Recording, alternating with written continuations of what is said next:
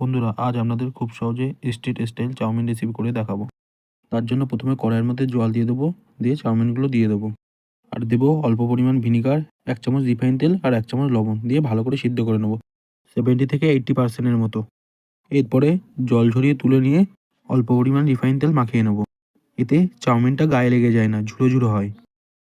এরপরে কড়াইয়ের মধ্যে তেল দিয়ে তার মধ্যে দিয়ে দেবো রসুন কুচি, লঙ্কা কুচি আর পেঁয়াজ কুচি দিয়ে হালকা করে ভেজে নেব।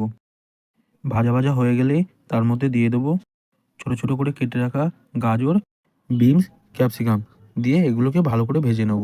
একটু ভাজা ভাজা হয়ে গেলেই তার মধ্যে দিয়ে দেবো 1 চামচ লবণ, 1 চামচ গোলমরিচের গুঁড়ো।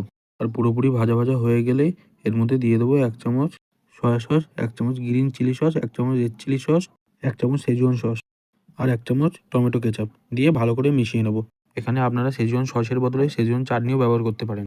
এরপরে সিদ্ধ করে রাখা চাউমিনগুলো দিয়ে ভালো করে মিশিয়ে নিলেই তৈরি স্ট্রিট স্টাইল চাউমিন। এইভাবে বানিয়ে খান আর কমেন্ট করে বলে যান রেসিপিটি কেমন লাগলো। ভিডিওটি শেষ পর্যন্ত দেখার জন্য ধন্যবাদ। আপনারা দেখছেন বাসু কিচেন উইথ ব্লগস।